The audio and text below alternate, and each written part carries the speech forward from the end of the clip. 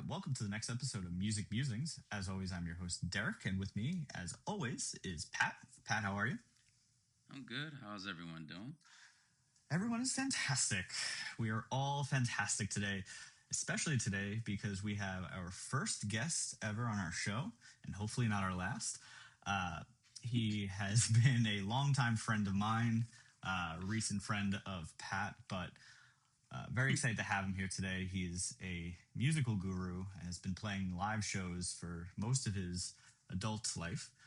So we're happy today to welcome Nathan. Nathan, welcome to the show. Thank you for having me. Yeah, so very excited to have you here. I know you have a really interesting perspective on the music industry from both sides of music production, but also your journey in playing music live.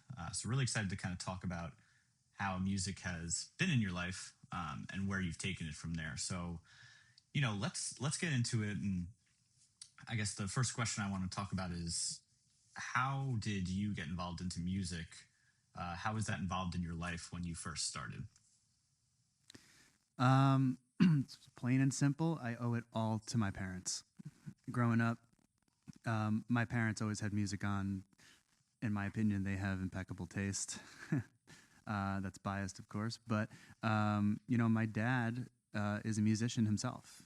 He, in the 70s, was in a rock band. When I was a kid, he was a wedding singer for 30 years, and he still plays out now.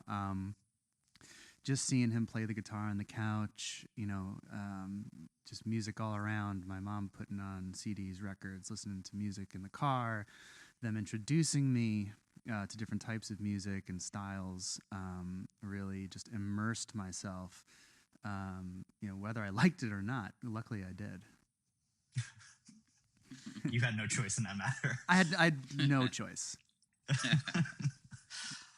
fed me. Yeah, Charlie was just like, you know what, absolutely not. So, I know you've talked a little bit about, and I know, I've known you since high school, and your dad is a great musician himself, live player himself. So what were your influences, like bands you first started to listen to, and how did that shape how you play as you kind of got into your career? Okay. So basically, growing up when I was a kid, my dad's a big Beatles freak, right? So that was the first kind of obsession. And, my mom and my dad introduced me to the Beatles, the Stones, Journey, the Who, Eagles, the Police. And those influences carried over, and just picking out different parts of each band, from Freddie Mercury's voice to Jimmy Page's sloppy but unbelievably guitar playing. His style is so incredible. Keith Moon's style of drumming, Sting's style of bass playing, and just I would pick up everything, and pick things from different bands, and I would just obsess over them. My dad would give me CDs and records, and I would just listen to them on repeat. And those classic rock influences were really a staple foundation for me as a musician. But it wasn't until I started playing the guitar that I started diving into, other more modern influences. Yeah, and let's talk about that. How did you listened to all these great artists of the 70s, 80s, but how did that transpire into like your own influences as you kind of got older and to high school? Like, what did you start to listen to when you became like teenager Nathan? Teenager Nathan. I'll have to go back to when I was 10. So before I even started playing the guitar, I started playing the guitar when I was 12, because my parents said if I get on the honor roll, I can get guitar lessons. So I got on the honor roll because it was 6th grade and it wasn't really that hard. So I was like, cool, give me the guitar, give me the lessons, great. But I know, yeah, I'm a genius. I'm a freaking genius. Freaking nailed reading class. 6th grade honor roll. So, yeah, unbelievable. But when I was in 5th grade, everything changed. My favorite band, one of my favorite bands to this day still, is Blink-182. I remember 1999, fifth grade field day, All the Small Things came on, and that changed everything from their catchy lyrics, songwriting, Travis Barker's drumming.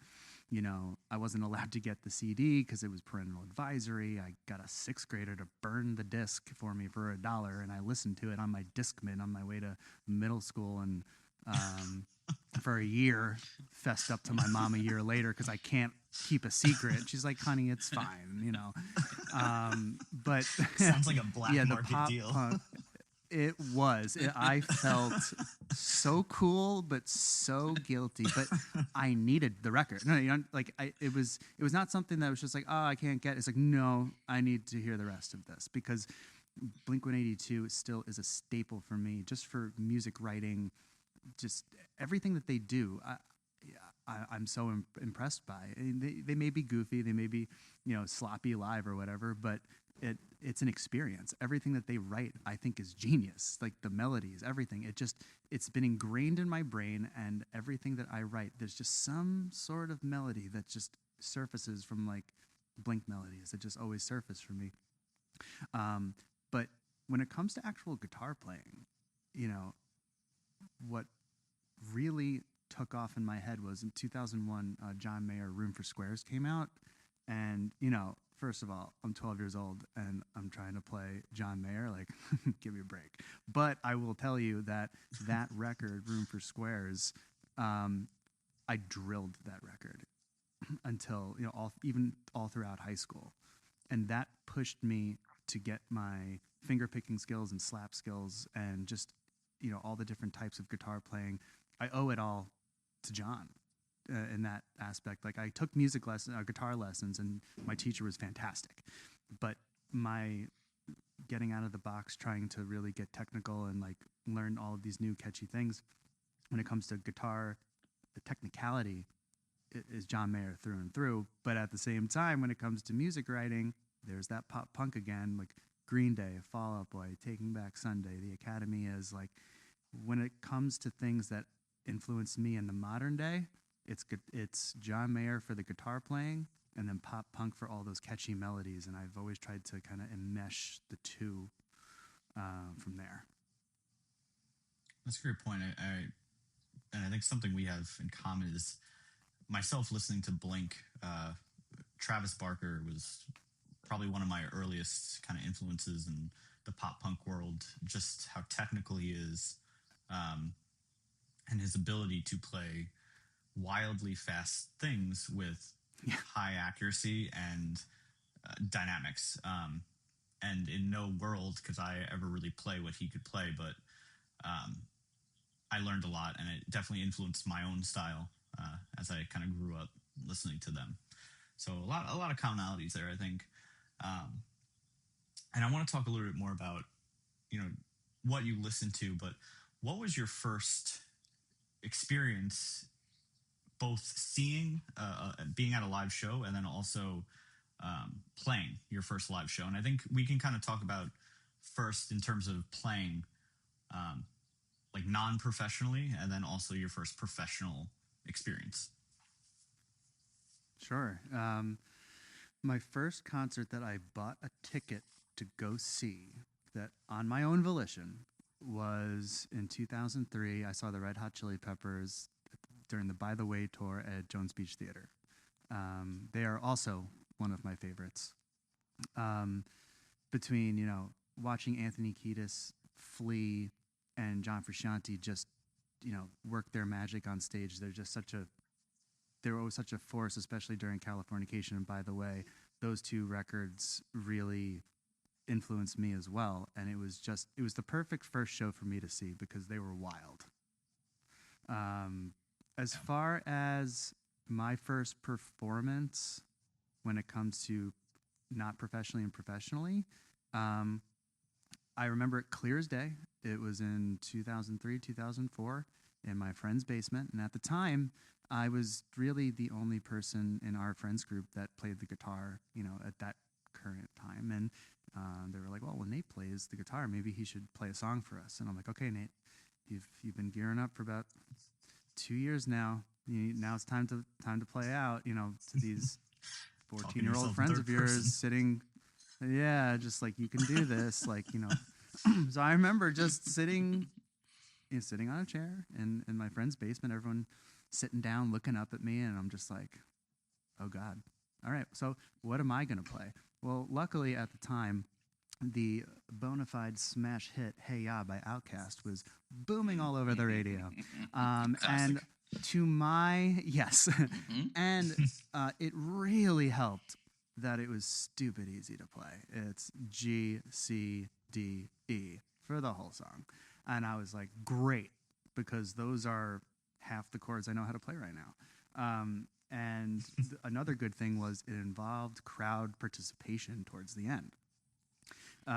So I thought, let me do this one, and it went over great. And what I liked about it was, well, first I got over my initial fear of, oh, like, am I going to be able to even open my mouth and sing in front of people? But seeing like the joy and like people like being happy, like I realized that entertaining was something that I wanted to continue.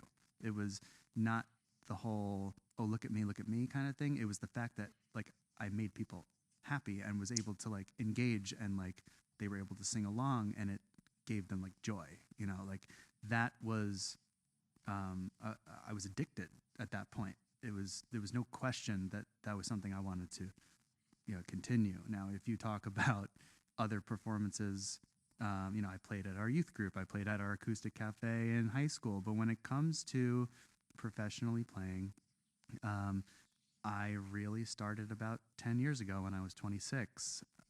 I had just moved back from LA. I was working at Capitol Records. I didn't want to work in the music business anymore, and I drove home. And I owe it all to one of my best friends, Frank Stark, who I've been playing music with since I was 13. And he said, "Listen, why don't we play at some bars and restaurants, and just for fun, make a little money. You don't have a job right now. You just came home. Let's kill some time." And I was like, I don't know. He knows how much my stage fright is and my anxiety and all this. He's just like, dude, no one cares. No one cares. And I'm like, and now he had been playing out more than I have. He's like, let's just give it a shot and have some fun. I'm like, all right, well, if we're gonna do this, we're gonna have to do it right. So we drilled 40 songs in a month. He picked up the djembe, I picked up the guitar. Frank could play anything that he gets his hands on. Frank is one of the, I have the privilege of playing with who I think is one of the best musicians I've ever played with. He's such a great utility player. He could play any instrument. He's a fantastic singer, songwriter, and the first time we ever played a show was at the North Sea Tavern in Sag Harbor. $150 for 3 hours, split between the two of us. And we're like, yeah, make $75 playing music, great. And I was petrified. I was absolutely petrified. But what I realized was, people aren't paying as much attention as you think, but we had a great first show. I got the nerves out of the way. My doctor gave me blood pressure medication to get my heart rate down so my stage fright wouldn't be debilitating. And then after 6 months, I was off of it. But that show 10 years ago at the North Sea Tavern was the beginning of what became not just a hobby, but a major source of my annual income. And that's great. I mean, it's wild. And it's crazy how things just get started like that. I mean, I don't think I've ever played professionally per se. It was more of just, we're in a band, let's go play some shows. And I think we gave more money away to pay to play kind of situations, but that's a whole nother topic and a whole nother podcast. But Derek, you're a professional. Come on. Okay. But He won't admit it. Yeah, I know. But that's just wild how that got started. How you traveled literally across the country, and just you and Frank we're going to do this. We're dedicated and learned 40 songs in a month. I mean, that's wild. So with that, like, what were some of the biggest, I guess, lessons you learned from playing live, and how has that shaped your career in music? The two big ones that come to mind, that I will preface, this is not something I learned right away. This is something that I learned years and years in, was first of all, understanding your place when you're playing. Understand that you are there for entertainment. You are a work for hire. No one paid a ticket to see you. Now, if friends and family came out to see you, great. But it can be, you can get inside your own head sometimes if you're playing songs and you're like, you don't hear like an applause, right? And what does your brain go to? Oh, that didn't sound good. Oh, they didn't like it. Oh, this, and this. But you have to realize people are going there to hang out with their friends, family, have a bite to eat, have a drink. And you're literally just listening to live radio. If you think of yourself going to a bar and hearing live music, we're not clapping at every song. I'm guilty of it. I'm not clapping at every song, and not because I don't think it's good. I'm just preoccupied. So just trying to get out of your own head. Like it's not just about you. Not everyone is just looking at you. Go up there, have some fun, make some money, and just enjoy yourself. But that took a really long time. It was disheartening. I'm thinking, you get like that imposter syndrome. Like, I'm a fraud. No one's going to hire me back. The crowd isn't engaged. Like, what am I doing wrong? And that was actually it was good that Frank was there, because he had more live experience than me at the time. And he's like, no, you can't think that way. Because for all the reasons I just previously mentioned, it's not just about us. But we always take it personally. We personalize things, right? Because it's a craft, and you're putting yourself out there, being vulnerable, and then when you don't get a response, it's like, oh God, what did I just do, right? The other big lesson is reading a room, which is why I think it's very important to have a versatile music catalog. Now, if you don't, that's fine. But I find it to be a little bit more comfortable having a wide array of genres through the decades. Like, I play most genres, I'd say, from the 60s to now, to try to cater to the crowd so that everybody has a song that they can listen to. Because it just takes one song for a person to be like, oh, I love this song. And then I watch them to continue to listen, even to songs that they don't know. You just have to connect with somebody with one song, and then you form that connection with them. The biggest thing to understand too is when you're reading a room, if you're playing, let's say, some Beatles stuff and some Eagles stuff, you're in the first set, typically quiet. During the first set, it's typically dinner time or what have you, and you feel the people really resonating with it. I'm not about to go play Flagpole Sitta by Harvey Danger, because I'm reading the room. That is a drastic, stark difference. That could potentially be like, oh, he's doing other stuff now. Not to say that that's a bad thing to do, but if you're feeling a vibe, like in my later sets, if I play a pop punk song, sometimes I test the waters. If the energy's high, like I'll play like a Fall Out Boy song and I get a big response. Okay. All right, now we're going to play some Blink. Now we're going to play some Coheed. Now we're going to play some 90s, some classic 90s stuff to kind of like build up the energy. So those two things, to me, were the, biggest things to always remember. There's a bunch of other pointers, but those two in particular. Yeah. To piggyback off of what Nate just said, I agree with him on the reading the room situation. And as a DJ, the crowd is, the connection to the crowd is the most important element. And because there are some people who just says, I'm going to play whatever I want to play, and they don't care about the crowd.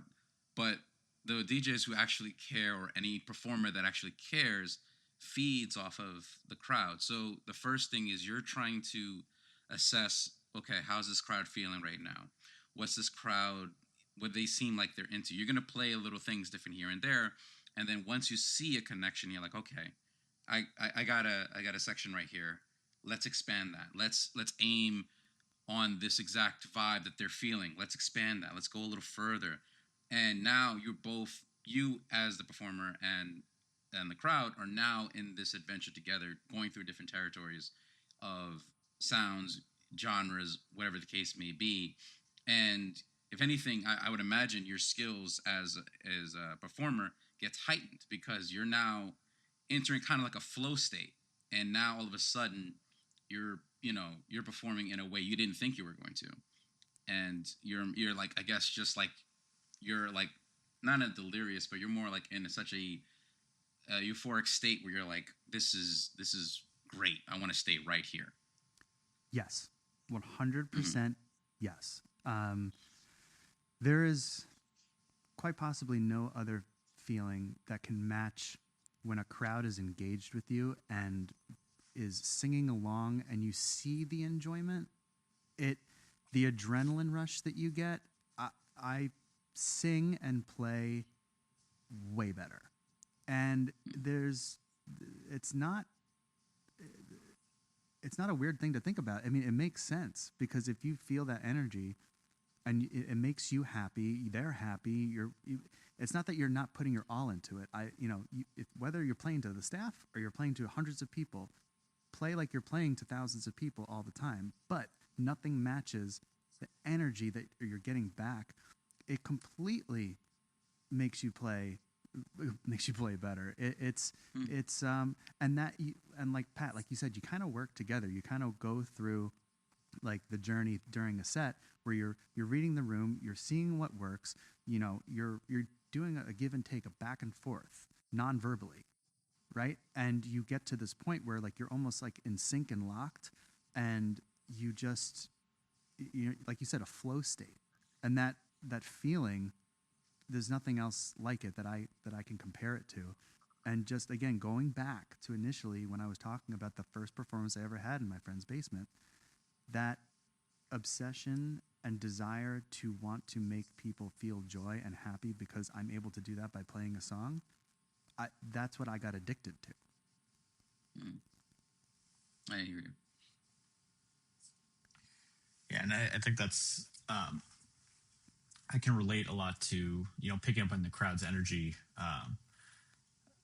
specifically when playing with a band. I remember even making our own set lists. Like we knew what songs people really enjoyed, people really liked hearing, and we knew which songs didn't carry as much energy. And I think just catering to the audience is really important, because it's always about the audience. That's who's there to hear you.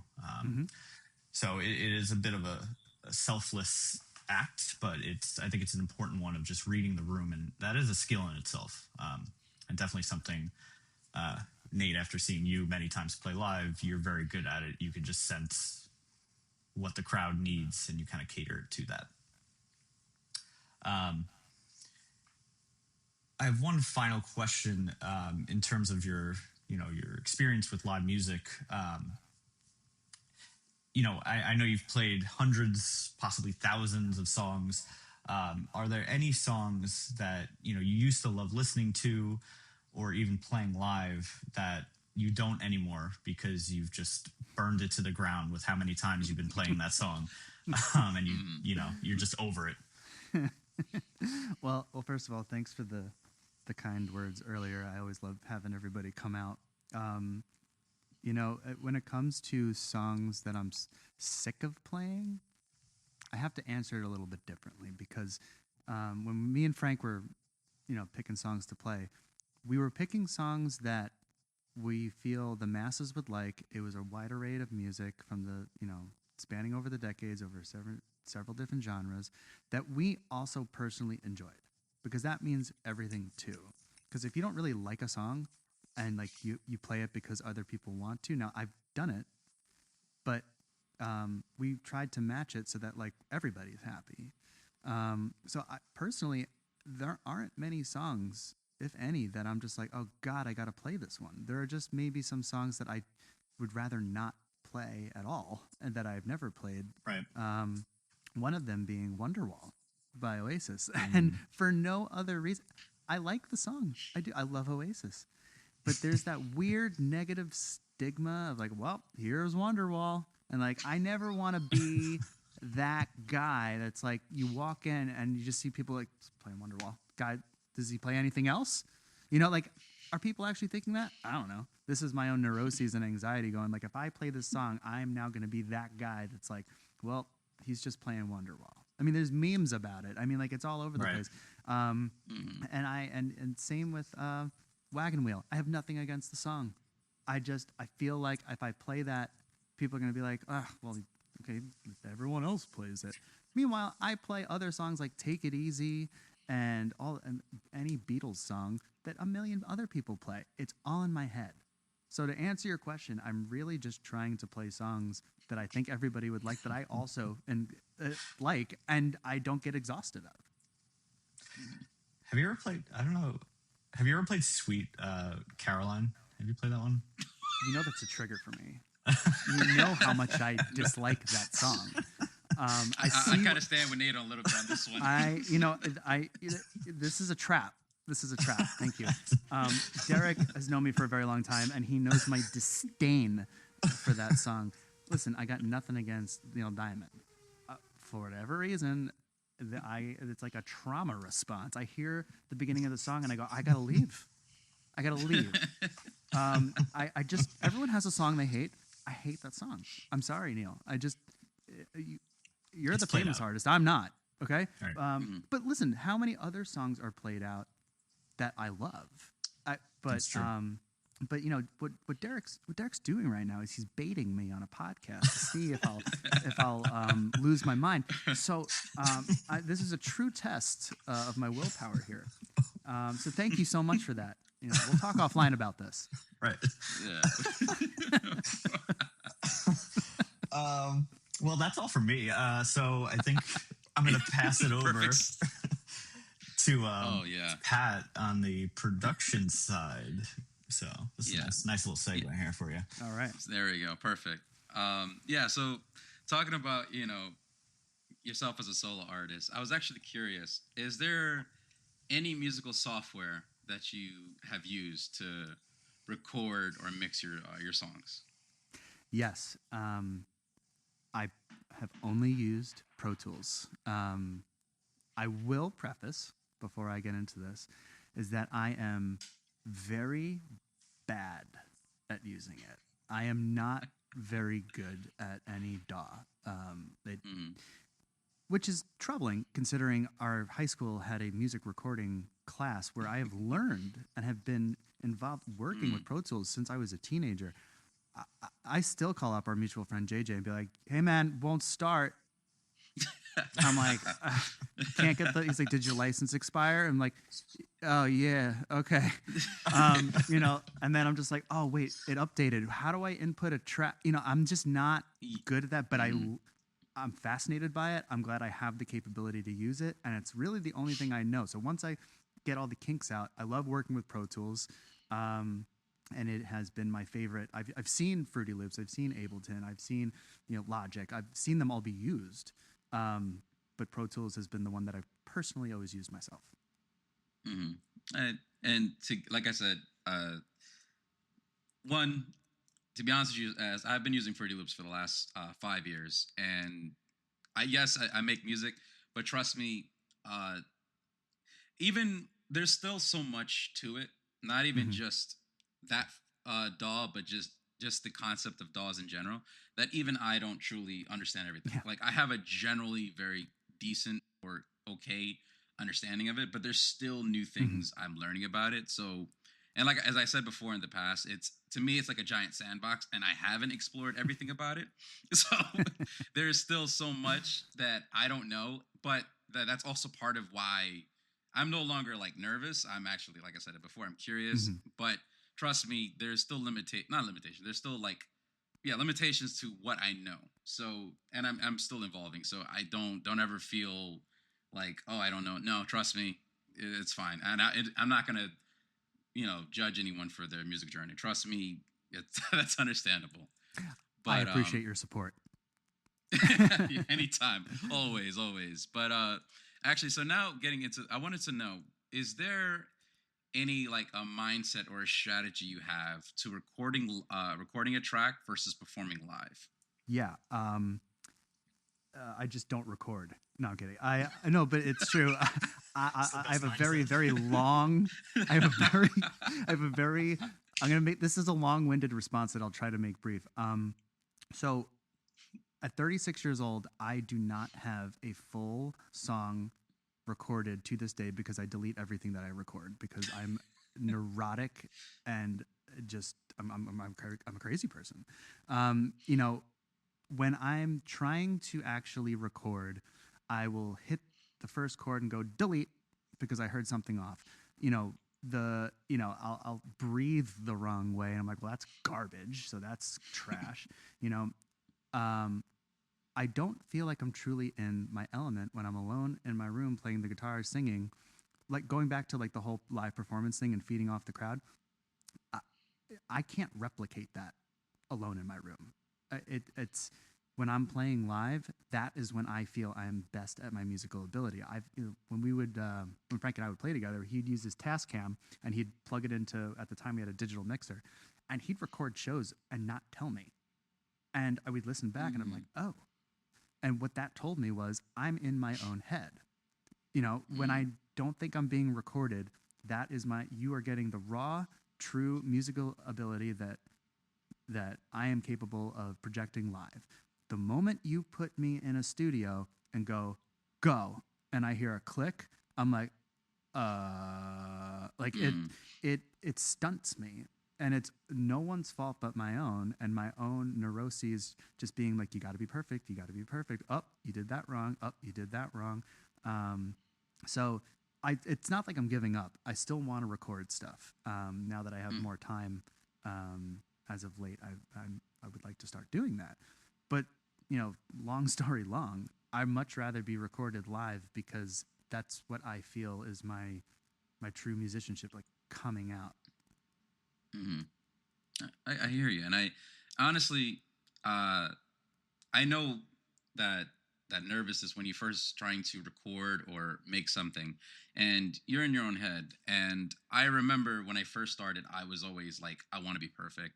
I want to be hitting, all the targets. I want to make sure everything's mixed well. I want to make sure everything's balanced, et cetera, et cetera. And I'll give a bit of advice that my brother told me years ago, and it has kind of been my blueprint ever since. When I make a track, and I'm sure you can, as you just mentioned, when I make a track, I kind of let go of what I'm thinking I'm going to be compared to, and I just focus on a feeling, an emotion, or a vibe, and I just try to bring that. I'm just trying to paint that picture in the listener's mind using whatever sounds I can, and I just, that has always been like the driver for how I create stuff, and now I'm able to just experience that with like no form of limitations, if that makes sense. But yeah. And I want to add, because what you said there, Nathan, I think was really important. Recording is wildly intimate. The mics and the technology we have nowadays to record is so like sensitive. So just as you were saying, like one little, and for drums, I don't know how I did that ever. Because if you like hit a drum incorrectly, or you are off by like a millisecond, it's very apparent, and it's annoying and frustrating, because you think you played it right, but the computer's like, no, you suck. You just suck. That's okay. You suck. We'll fix it in post. That's fine. Hate that phrase. But it's fix it in post, fix you in post. But Pat, you're right. It's about the emotional tie that you can get out of a recording, and I do understand, and I've actually, as of late, have been recording some songs like on a voice memo on my phone, where I'm focusing more on my vocals and not as much my guitar playing, and trying to kind of exude the vibe or emotion more, and testing my limits there, and not looking for perfection. And I have to say, I've had some good luck in the last month or two writing some songs that are very unlike my style, and I just kind of let go, and just didn't care so much about, like, if I didn't hit every string when I hit a chord. It's more about just capture that emotion, and you learn new tips and tricks every day you play. So I totally agree with that when it comes to the recording. Just you want to capture that emotion, because that's what people get tied to. I truly agree with you. I'm glad that we both have similar viewpoints on music. But I want to just add another question. So, seeing the music production side of it, how has that changed your view on music? It's actually given me a little bit more confidence Mm-hmm. because I see how much is done in the studio that makes me feel a little bit better about myself. Mm-hmm. Just like we're we're in a generation where we can record an album in our living room digitally Mm-hmm. with no problems with all of these tips and tricks and copies and pasting and put this here, this take there, what have you. Whereas back in the day when we had tape and analog, it was like, well, doing it over, or we'll keep the mistake, which honestly a lot of Mm-hmm. artists did and made it amazing still. We don't notice those mistakes because we're not them. But when it comes to now and looking at the music recording like process, it makes me feel better. Like, oh, like I've been trying to emulate this live. That that's not possible because maybe they're doubling a vocal track or maybe they're adding this and this to the track. It's not that I Mm-hmm. can't produce it. Well, don't get me wrong. Sometimes I can't because some people are just incredible and have these amazing talents. But like I'm listening to a record and I'm like, how is that even? And then when I see it happen in Pro Tools and I see what people do, I go, oh, okay. Mm-hmm. Now I understand like these little tips that they're doing, little enhancements that I'm not considering it cheating. It's like, okay, that's what you want the song to sound like. That's it. But it's Mm-hmm. definitely made me feel a little bit better about not trying to be perfect. Mm-hmm. I hear you, and I agree with you on that. Yeah, actually, I have another question. Speaking of that, has there been any, now that you've known that and you feel more confident in your music, does that, how do I say this? Does that like play into when you perform? Do you feel like, okay, now that I know that I don't have to be as perfect in the production side, because when you're just performing, you're performing. Do you think that production has, I guess, as you just said, alleviated that pressure? Like people compare what they hear on radio versus live. Yes, Mm. absolutely. Um, you do the best you can live, and Mm-hmm. a lot of times, if you're playing to non-musicians, and this is no slight to anyone else, they're not picking up on the same things that we pick up on, right? So Mm-hmm. I learned a long time ago that if you don't sound like the record, but you make it your own, or you're not matching the same timbre or style or whatever, what have you, if you're like having a good time, you're projecting out the song, you're trying your best, and it sounds decent enough, people are going to enjoy it. And it definitely. I still am a perfectionist. I am, but it does alleviate me being like I don't have to sound exactly like the record. It's just me and the guitar. I mean, I'm not going to. It's going to be my own rendition of it. So that definitely does give me a little bit of relief, per se, Mm-hmm. when it comes to performing live. Yeah. Mm-hmm. I hear you. I respect that. Yeah. All right. So I think you've talked a lot today about live music, your journey there, and we've talked a lot about music production and the what you've experienced in that and how that's kind of affected you as you moved on. Um, but I think this is a great opportunity, and we really appreciate you coming on here today and talking about your journey and kind of informing us. I mean, there's a lot I definitely learned from you watching you play as you've kind of gone through this experience. And even today, learned a lot about you and really appreciate you kind of just being transparent with us and coming on today. Appreciate you guys having me on. I could talk for hours, so I understand there's a cutoff here, but just for anybody who's playing out or even starting out, and even with podcasts, you have to start somewhere. Do not get inside your own head, and just have as much fun as you can, and just be as true as you can, and things will fall into place. It's plain and simple. Your own worst enemy when it comes to this kind of stuff. So I learned a lot of stuff too, and the best thing to do is to always be honest and open about what you're doing because nobody's perfect. So again, I really appreciate you guys having me on. Absolutely. Do you have any upcoming shows or anything you'd like to tell the audience about before we head on out? Sure. So you can follow me on Instagram, Nate at Nate Charlie Music. I also have a website, natecharliemusic.com. I used to play about 100 to 160 shows a year. I've dwindled that down quite a bit, but I still play about 4 times a month. I played at Harp and Hound in Islip last night. And I'm playing at Flanagan's this Friday in Ronkonkoma. And you could check out my schedule there. Feel free to come up, say hi if you listen to the podcast and, want to talk about anything music, anything like that. But yeah, come say hello. Thank you for listening to today's podcast. If you have an idea for an intro or an outro that we could play on our show, please send to musicmusingspodcast@gmail.com. If you have any questions, comments, or ideas, please email us at musicmusingspodcast@gmail.com.